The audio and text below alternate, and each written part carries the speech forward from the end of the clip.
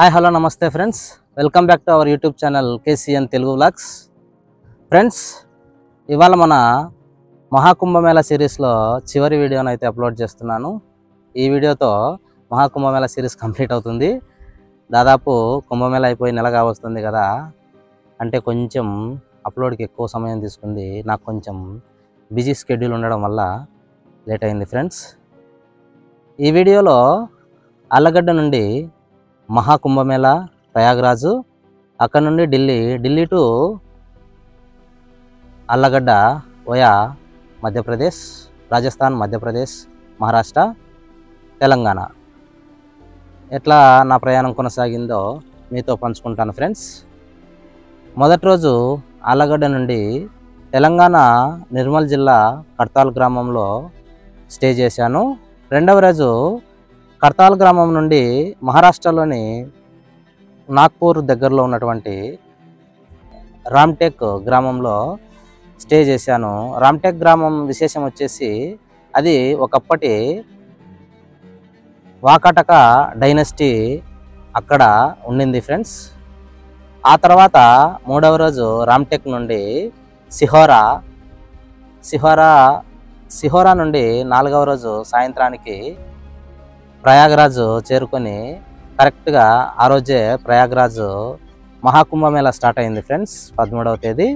అక్కడ షాహీ స్నానాన్ని పూర్తి చేసుకొని ప్రయాగ్రాజ్లో క్రౌడ్ ఎక్కువగా ఉండడం వల్ల దట్టు రెంట్కి రూమ్స్ అవైలబుల్లో లేని కారణంగా ప్రయాగ్రాజ్ సిటీ దాటి కౌశాంబిలో స్టే చేయడం జరిగింది ఫ్రెండ్స్. కౌశాంబిలో అది కూడా ప్లేస్ లేక నేను టెంట్ తీసుకొని పోవడం వల్ల ఫస్ట్ టైం టెంట్ యూజ్ అయ్యింది. అక్కడ స్టే చేశాను పెట్రోల్ బంక్ దగ్గర. వాళ్ళని అడిగితే వాళ్ళు నిర్మోహమాటంగా ఓకే చెప్పేశారు. మరుసటి రోజు కౌశాంబి నుండి డైరెక్ట్ ఆగ్రా వెళ్ళాను. ఆగ్రా వెళ్ళి అక్కడ తాజ్మహల్, అక్బర్ పోర్టు అనేక విశేషాలను మీకు ఆల్రెడీ చూపించడం జరిగింది. ఆగ్రా నుండి ఢిల్లీ తర్వాత రోజు. ఢిల్లీలో చూడాల్సిన ప్లేసెస్ మొత్తం చూడలేకపోయాను, కాకపోతే తక్కువ టైంలో చూడవలసిన ఇంపార్టెంట్ ప్లేసెస్ అయితే చూడడం జరిగింది. ఇక అక్కడి నుండి నెక్స్ట్ ఢిల్లీ నుండి గుర్గావ్ మీదుగా ఆల్వార్లో స్టే చేశాను. ఆగ్రా నుండి ఢిల్లీకి వెళ్ళి ఢిల్లీలో చూడాల్సిన ప్రదేశాలన్నీ చూసి ఢిల్లీ టు ఆల్వార్. ఆ తర్వాతి రోజు ఆల్వార్ నుండి రాజస్థాన్లోని కోటాలో స్టే చేయడం జరిగింది. కోటా నుండి నా ప్రయాణం మరుసటి రోజు బయలుదేరి నేను బుర్హాన్పూర్ దగ్గరలో ఉన్నటువంటి బల్వారాలో స్టే చేశాను.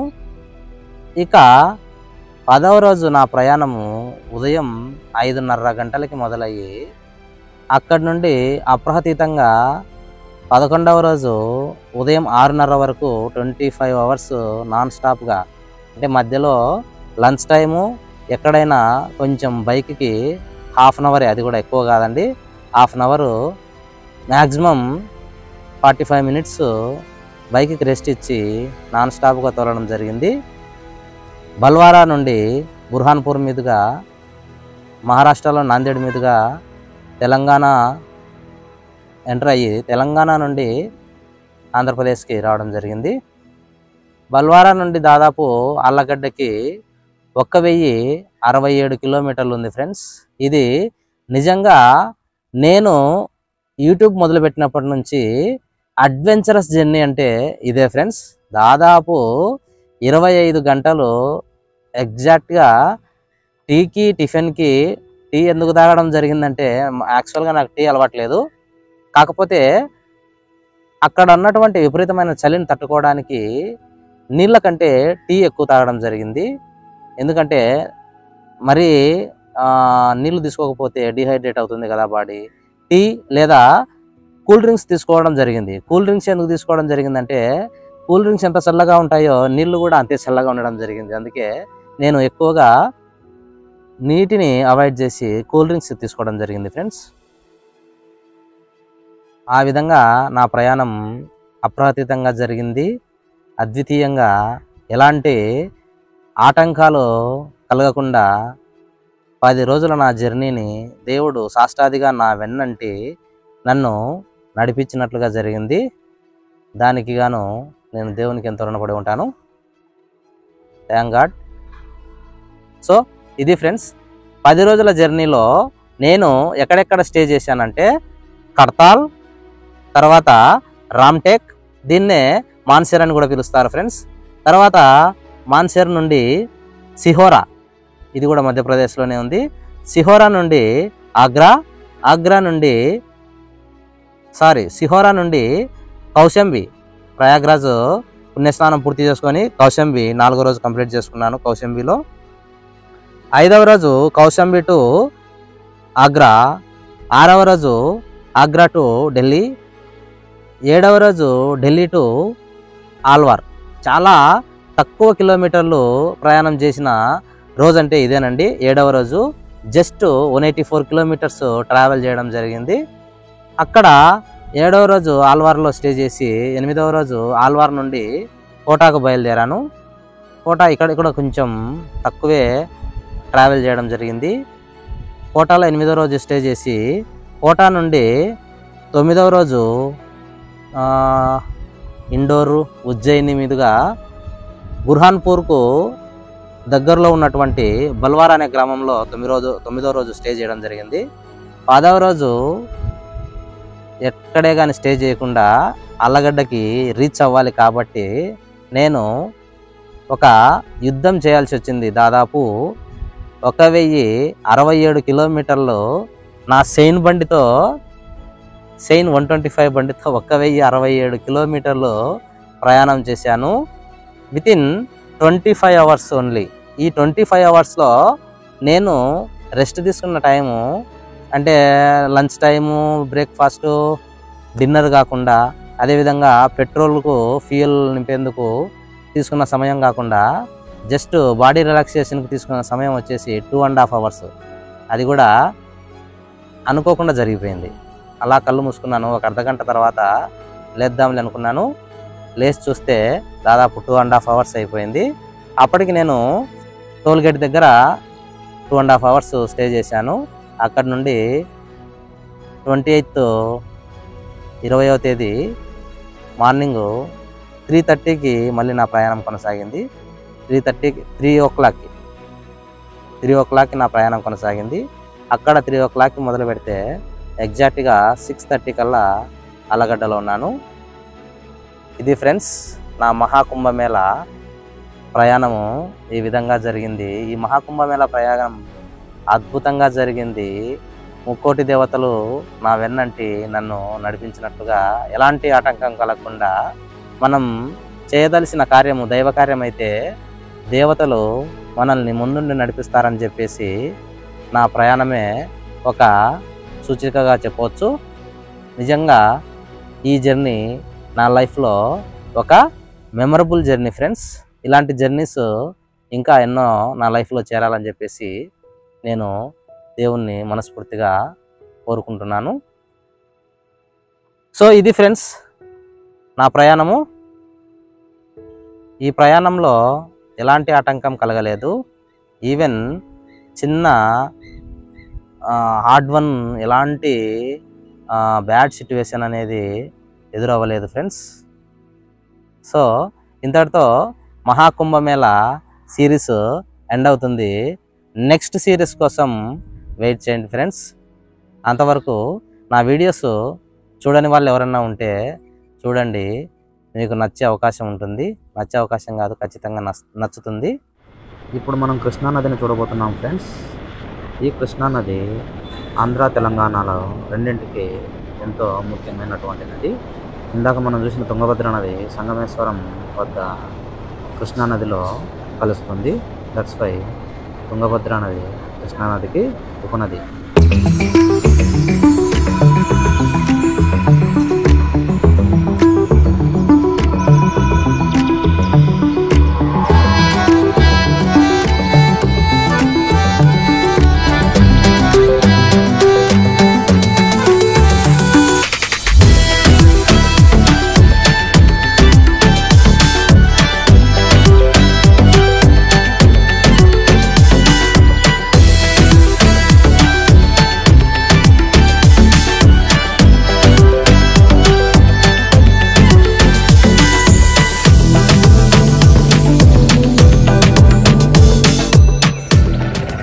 హాయ్ ఫ్రెండ్స్, మనం ఇప్పుడు పెన్గంగా నది పైన ఉన్నాము. ఈ పెన్గంగా నది తెలంగాణ మరియు మహారాష్ట్ర రాష్ట్రాలకు సహజ సరిహద్దుగా ఉంది ఫ్రెండ్స్. ఈ లైన్ మనం చూసుకున్నట్లయితే ఇప్పుడు మనము బ్రిడ్జ్ మధ్యలో ఉన్నాము. బ్రిడ్జ్కు ఈ లైన్కు అవతల వైపు మహారాష్ట్ర, ఇప్పుడు నేను నిలబడ్డ వైపు తెలంగాణ. ఇప్పుడు నేను వచ్చేసి మహారాష్ట్రలోకి వచ్చాను ఫ్రెండ్స్. చాలా సింపుల్ కదా, వితిన్ స్టెప్స్లో మనము రాష్ట్రాలు దాటిపోతున్నాము. సో ఈరోజు నా ప్రయాణంలో రెండవ రోజు టిఫిన్ మూడవ రాష్ట్రంలో చేయబోతున్నాను. నిన్న వచ్చేసి తెలంగాణ రాష్ట్రంలో చేశాను, ఈరోజు మహారాష్ట్రలో చేయబోతున్నాను ఫ్రెండ్స్. ఎందుకు అంత సీరియస్గా చూస్తున్నావు? ఓ baby,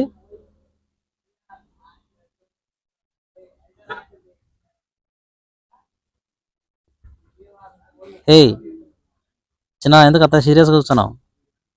friends, అంబజరి lake view point దగ్గర మెట్రో పిల్లర్స్ కింద మన నాగ్పూర్ మున్సిపాలిటీ వాళ్ళు ప్రపంచ వింతలన్నింటినీ ఒకే చోట చేర్చేందుకు కొనుక్కున్నట్లుంది. మీరు చూస్తే అక్కడ సింగపూర్లో ఉన్నటువంటి నిర్మాణాలు కనపడతాయి చూడండి. ఆ పిల్లర్ చుట్టూ రౌండ్గా ఉన్నవి. తర్వాత బుర్జ్ ఖలీఫా, ఆ దూరంగా చూస్తే చైనా కట్టడాలు, ఇక అదేమో Taj Mahal, Eiffel tower, Indian Eiffel tower, రోమ్లో ఉండే ఆట స్థలము, అదేవిధంగా పిసా టవరు, ఇంకా లండన్ క్లాక్ టవర్ చూడండి. మొత్తం అన్నిటిని ఒకే చోట దించారు. ఇలా ఆలోచన చాలా బాగుంది.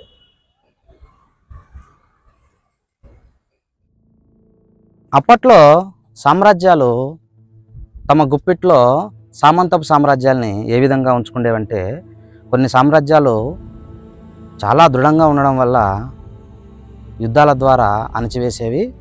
ఇంకొన్ని సామ్రాజ్యాలు పక్కనున్న సామంత రాజ్యాలు అంతే దృఢంగా ఉంటే దానికి అనుకూలంగా వారికి అంతే విలువనిస్తూ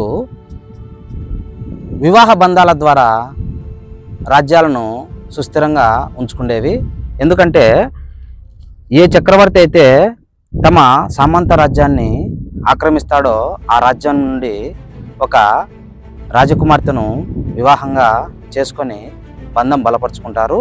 అదేవిధంగా ఎవరైతే బలంగా ఉంటారో సామంత రాజులు, వాళ్లకు తమ కుమార్తెల్ని లేదా తమ చెల్లెళ్ళని ఇచ్చి వివాహం చేసుకోవడానికి సిద్ధంగా ఉండేవారు.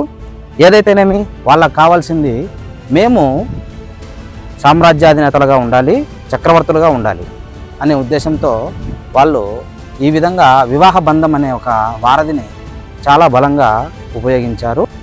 ఈ వాకాటక రాజైనటువంటి రుద్రసేనుడికి కుబేరనాగ రెండవ చంద్రగుప్తుడు సంతానమైనటువంటి ప్రభావతి చంద్రగుప్తునిచ్చి పెళ్లి చేయడం జరిగింది.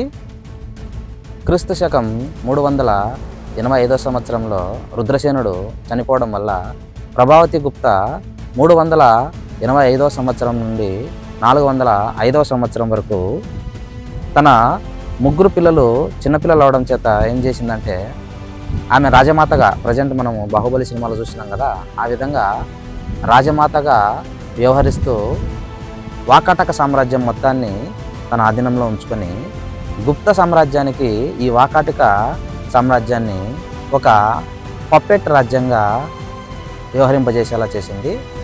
అంతలా తన పాత్ర పోషించింది ఆమె. Friends, now we're going through Pench tiger reserve. అందుకే సైడ్ బారికేడ్స్ పెట్టి చాలా పకడ్బందీగా అటవీ జంతువులు రోడ్డు మీదకి రాకుండా ఏర్పాట్లు చేశారు చూడండి. ఈ పెంచ్ టైగర్ రిజర్వ్ ఇటు మధ్యప్రదేశ్కు అటు మహారాష్ట్ర 2 రాష్ట్రాల్లోనూ విస్తరించినటువంటి ఏకైక టైగర్ రిజర్వ్.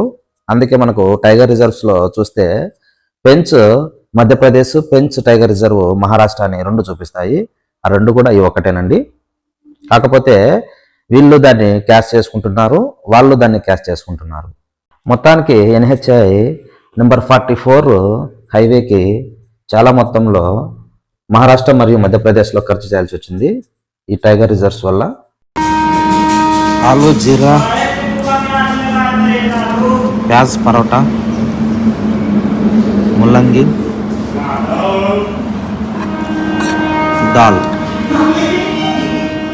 ఫ్రెండ్స్, మన ప్రయాణంలో ఇది 4వ రోజు. నిన్న నైట్ అక్కడే స్టే చేశాను. 500 రూపీస్తో మంచి అకామిడేషన్ అయితే మనకి ఇచ్చారు ఫ్రెండ్స్. చాలా బాగుంది హోటల్ కూడా.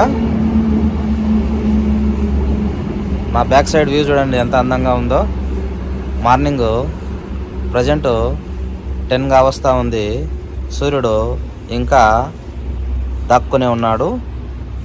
చలి ఇప్పుడు ప్రజెంట్ 16 degrees 14 degrees అట్లా ఉంది ఫ్రెండ్స్. మనం ఇంకా ముందుకు పోయే కొద్దీ ఇంకొంచెం చలి పడిపోయే అవకాశం ఉంది.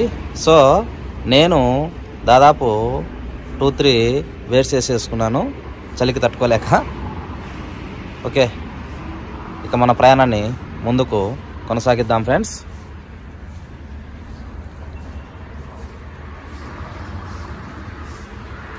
ఫస్ట్ టైం ప్రయాగ్రాజ్ బోర్డు పైన కనబడతా ఉంది. ఇక్కడ నుండి 235 కిలోమీటర్స్ ఉంది ఫ్రెండ్స్. సో ఇంకొక 4 to 5 అవర్స్లో మనము మన డెస్టినేషన్ని రీచ్ అవుతాము. Let's go. మనం ఈరోజు కూడా మధ్యప్రదేశ్లోనే మనం భోజనం అయితే మొదలుపెట్టాము. ఇది వచ్చేసి చపాతీ, ఆలు, టమోటా, గోబీ మటర్, ఆమ్కా అచార్ అంట, మన మామిడి పికిల్ని, భయ్యా తోడ ప్యాజ్ దాలో. భయ్యా తోడ ప్యాజ్ దాలో అనేసరికి ఆయన పాపం మళ్ళీ నా కోసం, నేను ఏదో కామెడీగా అంటే మళ్ళీ కొన్ని ఉల్లిపాయ ముక్కలు వేసాడు. ఇప్పుడు అర్థం చేసుకున్నట్టున్నాడు. ఓకే, భోంచేద్దామా ఇంకా. ప్రయాగ్రాజ్ మహాకుంభమేళకు వేసిన బస్సులు నారింజ వర్ణంలో చాలా దేదీప్యమానంగా వెలుగుతూ ఎక్కడ చూసినా ఇవే కనపడుతున్నాయి ఫ్రెండ్స్. చుట్టుపక్కల ప్రాంతాల నుంచి ప్రజల్ని తరలించేందుకు ఏర్పాట్లు చేశారు. దారి పొడవునా కషాయ వర్ణపు బస్సులు తప్పితే వేరే ఇతర బస్సులు కనబడట్లేదు ఫ్రెండ్స్. ఈ ప్రయాగ్రాజ్ కుంభమేళ కోసమే వీటిని అప్పటికప్పుడు రిక్రూట్ చేసినట్లుగా ఉన్నారు. మొత్తం నారింజ వర్ణంలోనే కనపడతా ఉన్నాయి, వేరే రంగు కనపడకుండా ఉంది.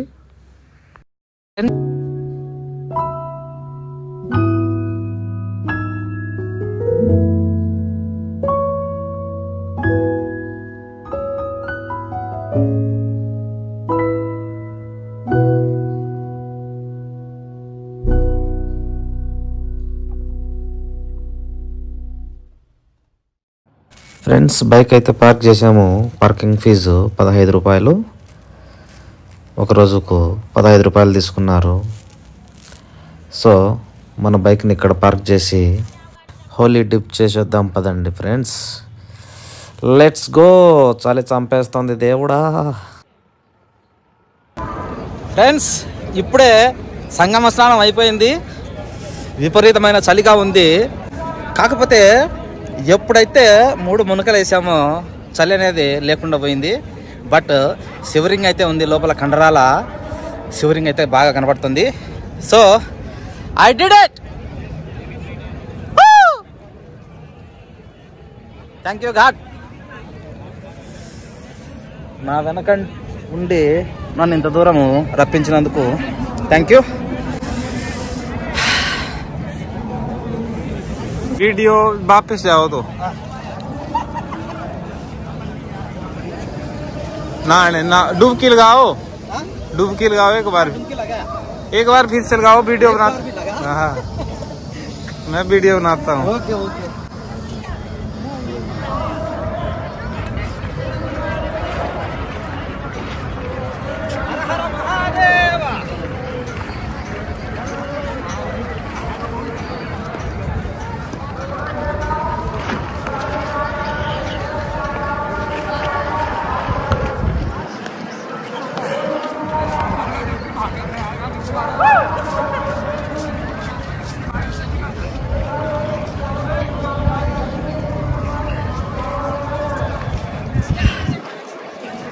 ఒక్కసారి మునిగితే ఎన్నిసార్లు అయినా మునగొచ్చు. ఫస్ట్ టైం మునగడంలో కొంచెం ఇబ్బందిగా ఉంది, తర్వాత అంత చలి ఏం లేదు. Thank you brother.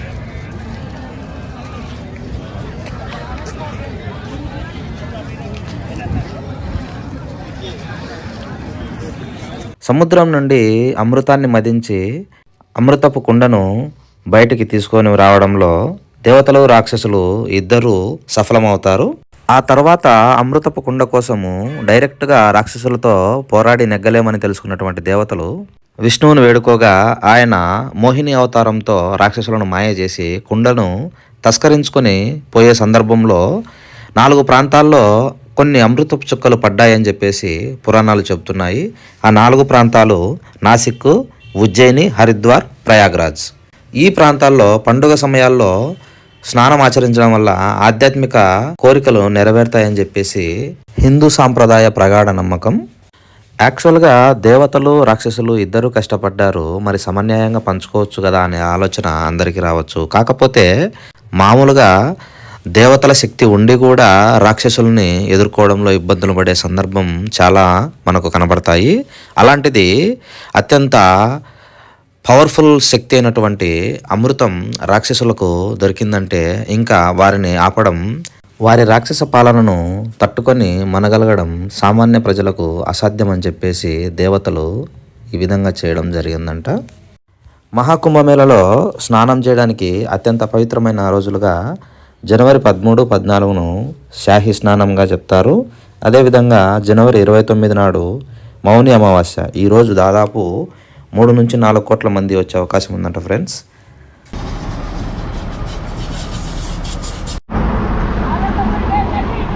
మేకలు చలికొట్లేసుకున్నాయి ఫ్రెండ్స్.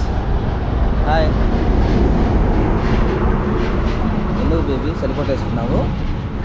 చలి ఎక్కువైందా? రాత్రి అంతా ఇక్కడ పడుకోబెట్టారా మిమ్మల్ని? ఫ్రెండ్స్, మీరు ఇక్కడ చూస్తున్న దృశ్యం కౌశంబి అనే గ్రామంలో కనబడింది friends.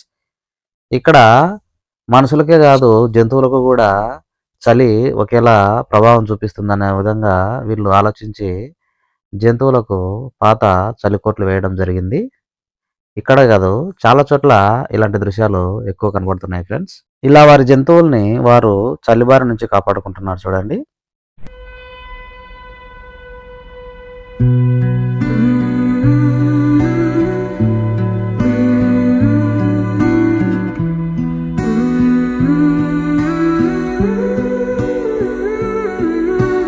Moon in the sky, I'm looking at the moon in the sky.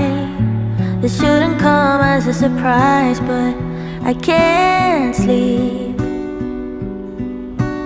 War in my mind, I'm trying to fight a war in my mind. I don't know who's the winner tonight, but it ain't me. Where are you now? When my fears are worse than ever, when the night goes on forever, when I'm losing track of time. Where are you now? When I need you more than ever, when I ain't got shit together.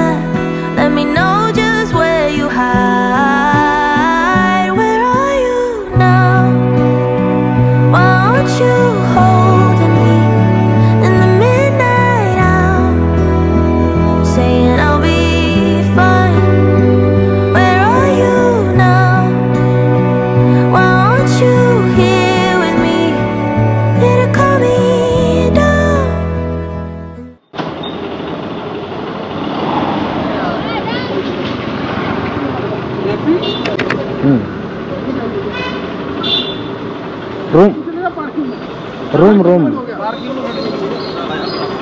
Room का जाना, room इधर जाना।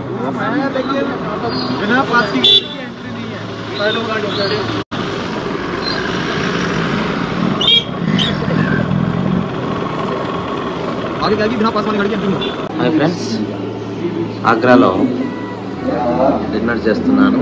డిన్నర్గా సింగపూరి noodles.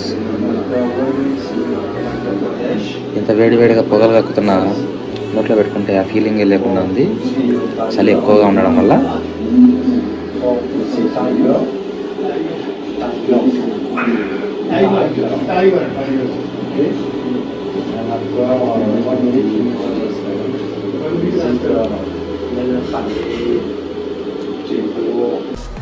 There is no Taj Mahal bro.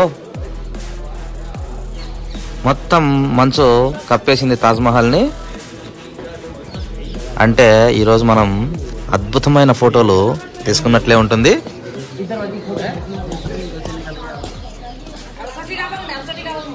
Enter gate నుండి ఇప్పుడే లోపలికి వచ్చాము. ఇది entry gate.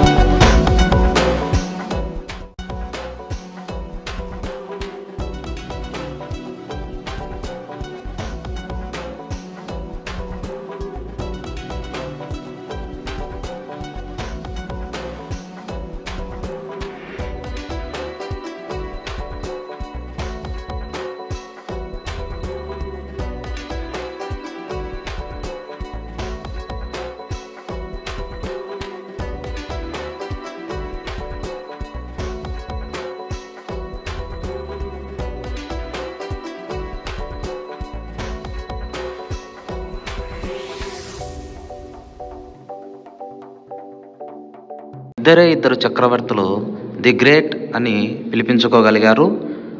అందులో ఒకరు అశోక ది గ్రేట్ అయితే ఇంకొకరు అక్బర్ ది గ్రేట్. ఒక ఆయన క్రీస్తు పూర్వం పాలిస్తే ఇంకొక ఆయన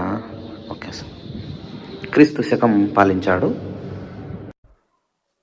మనం ఇప్పుడు చూస్తున్నది మొఘల్ చక్రవర్తుల్లో గొప్ప చక్రవర్తి అయినటువంటి అక్బర్ గారి సమాధి ఫ్రెండ్స్. ఈయనే అక్బర్ ది గ్రేట్. అక్బర్ గారి సమాధికి ఎంట్రన్స్లో ఉన్నటువంటి డోమ్లో జియోమెట్రిక్ ప్యానెల్ డిజైన్స్, అదేవిధంగా ఫ్లోరల్ డిజైన్స్, ఇంకా తగ్గును చూస్తే మనకు ఈ క్యాలిగ్రఫీ చాలా అందంగా తీర్చిదిద్దారు ఫ్రెండ్స్. ఇది మనకు ఎక్కువగా ఇండో పర్షియన్ ఆర్కిటెక్చర్లోనే కనపడుతుంది. ఈ డూమ్ అందము లోపల సమాధి దగ్గర లేదు ఫ్రెండ్స్. ఎంట్రన్స్లోనే ఇంత అందమైన అద్భుతాన్ని సృష్టించారు. ఇక్కడ చూడండి కాలిగ్రఫీ ఎంత అద్భుతంగా ఉందో చూడండి. ఈ కాలిగ్రఫీ మొత్తం అరబిక్ భాషలో రాసినట్లున్నారు.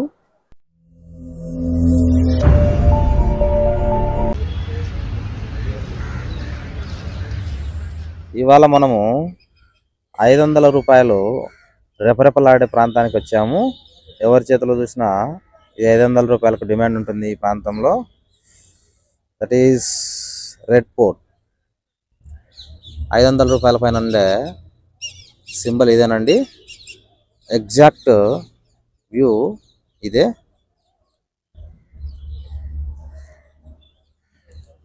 ఎర్రకోట దగ్గర ఉన్నాం ఫ్రెండ్స్. मेरे साथ में एर्राकोटा और वहाँ एर्राकोटा है. हिंदी लो थोड़ा थोड़ा गलती है तो माफ करो. ఇది పర్ఫెక్ట్ వ్యూ. ఎగ్జాక్ట్గా సన్ కూడా రైజ్ అవుతా ఉన్నాడు. ఈరోజు వర్షం పడడం వల్ల చలి తక్కువగా ఉంది.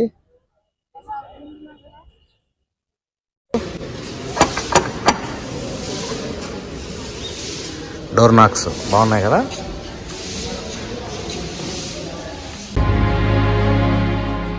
We are coming here for this and this. It is also important. Iltutmish or Iltutmish. మనం ఇవాళ కుతుబ్ మాన్యుమెంట్స్ కాంప్లెక్స్ దగ్గర అయితే ఉన్నాము.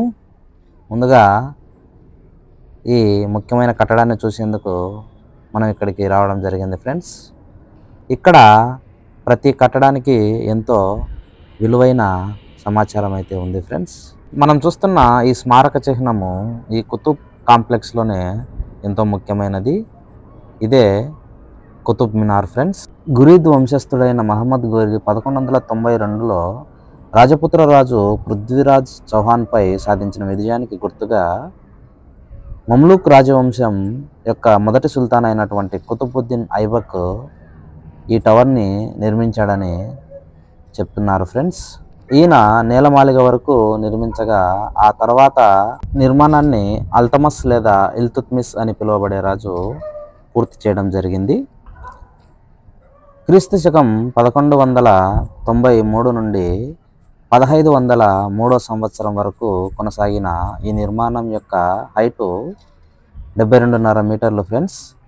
5 అంతస్తుల నిర్మాణంలో కొనసాగిన ఈ నిర్మాణము కింద బేస్మెంట్ వచ్చేసి 14.3 మీటర్లు, పై హైట్ పోయేసరికి 2.7 మీటర్ల వరకు విస్తరించి ఉందంట.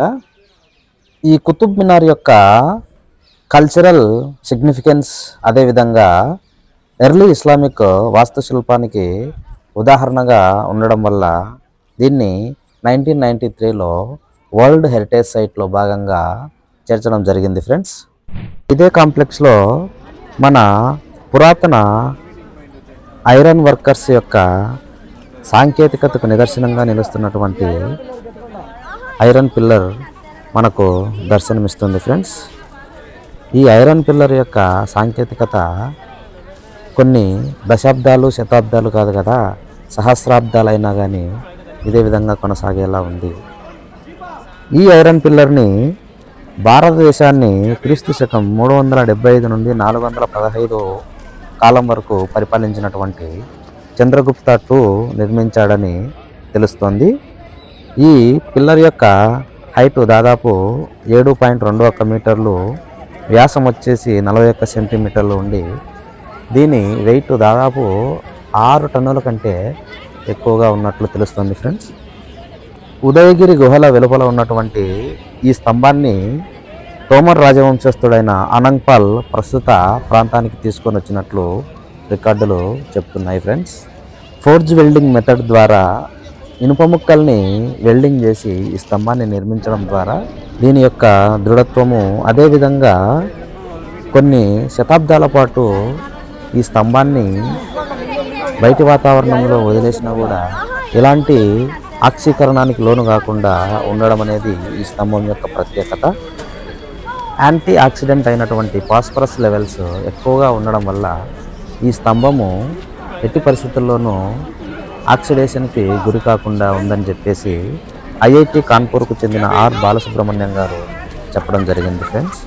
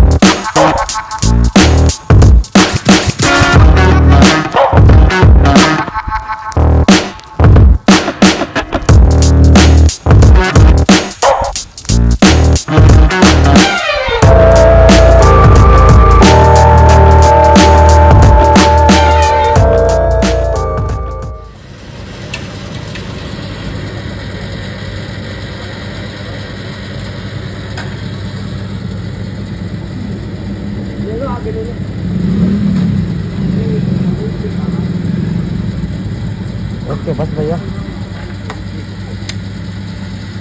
ठीक है ठीक है 1 लीटर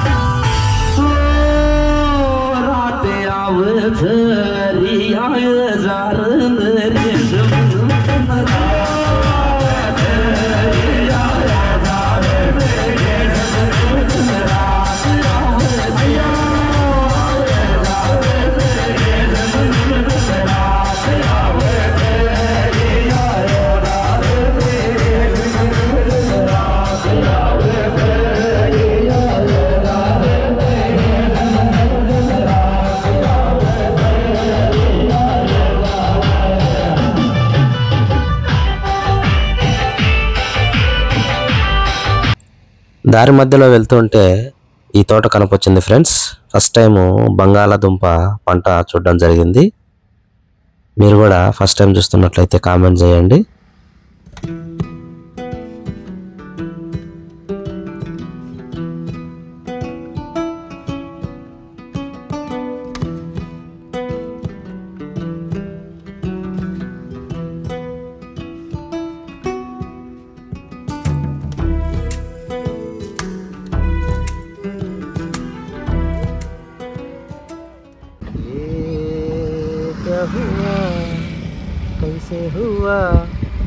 అన్నట్లు ఆ చెట్టును చూస్తే ఫ్రెండ్స్, ఆ చెట్టుకు అవేవో కాయలు కాసాయి అనుకున్నారు.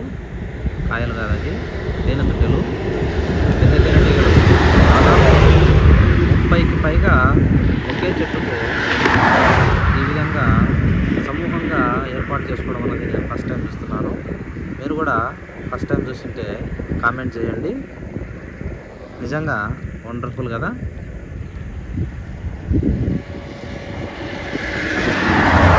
మధ్యప్రదేశ్ రాష్ట్రంలో ఈ వింతను నేను చూడడం జరిగింది ఫ్రెండ్స్. ఇప్పుడు మనము బుర్హాన్పూర్ టౌన్లో ఉన్నాం ఫ్రెండ్స్. ఈ బుర్హాన్పూర్ టౌను తాపీ రివర్ లేదా తపతీ నదికి ఒడ్డున ఉంది.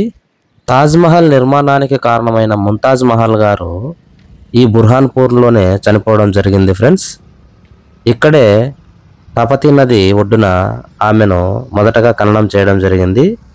ఇక్కడి నుండి మళ్ళీ ఆగ్రాకి ఆమె సమాధిని తవ్వి తీసుకొని పోయి ఆమెను అక్కడ మళ్ళీ రెండవసారి ఖననం చేశారంట ఫ్రెండ్స్. అది బుర్హాన్పూర్ చరిత్ర. ముంతాజ్ మహల్ గారు ఆగ్రా తనకు నచ్చిన ప్రదేశం అని చెప్పకుండా ఉనింటే తాజ్మహల్ ఇప్పుడు మనం చూస్తున్న ఈ ప్రదేశంలో ఉండేది ఫ్రెండ్స్. ఈ బుర్హాన్పూర్ టౌన్లో ఉండేది. ప్రపంచపు మొదటి వింత ఫ్రెండ్స్. వీళ్ళు మహారాష్ట్ర నుండి ప్రయాగ్రాజ్ వెళ్తున్నారు. చుట్టుపక్కల అన్ని పుణ్యక్షేత్రాలు చూసుకొని పోతున్నారు. పెద్ద ఆయన చాలా హుషారుగా ఉన్నాడు. All the best brothers. మే కంప్లీటెడ్ हो गया. ఓకే ఓకే బాయ్ బోలో. Bye bye bye.